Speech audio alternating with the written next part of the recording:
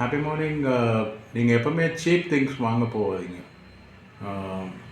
அதுக்குன்னு காஸ்ட்லியும் வாங்க போகாதீங்க. பிராண்டட் வேண்டாம். ஏன்னா அது வெறும் பேருக்கே உங்களுக்கு நிறைய காசு போட்டிருப்பாங்க.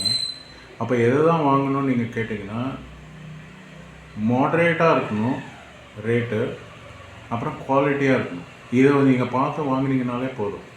குவாலிட்டி ரொம்ப இம்பார்ட்டண்ட். இப்போது உங்களுக்கு ஒரு ரூ. 100 கிடைக்கிற ப்ராடக்ட் வந்து சீப்பாக இருக்குனாக்கா, அது ஆக்சுவலி அதோட காஸ்ட் வந்து ரூ. 500 இருக்கும். ரூ. 500 வாங்கினீங்கன்னா தான் உங்களுக்கு வந்து ஒரு நல்ல ப்ராடக்டே கிடைக்கும்.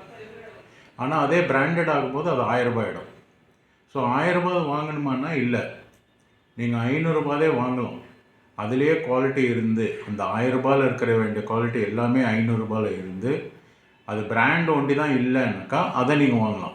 ஆனால் சீப் வாங்கும்போது என்ன ஆகும், இந்த ரூ. 100 ஒரு மாதம் நீங்கள் யூஸ் பண்ணுவீங்க, அதுக்கப்புறமா அதை தூக்கி தான் போடணும்.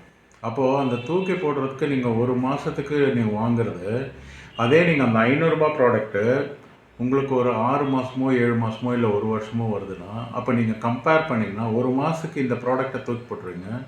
அதே ஒரு வருஷத்துக்கு உங்களுக்கு ரூ. 500 ப்ராடக்ட் வருதுன்னா அது வர்த்து தானே. இப்போ ரூ. 100 12 மாதம்னா ரூ. 1200 ஆயிடுச்சு. அப்போ பிராண்டடுக்குன்னா நீங்கள் ஜாஸ்தி தான் செலவு பண்ணிகிட்ருக்கீங்க.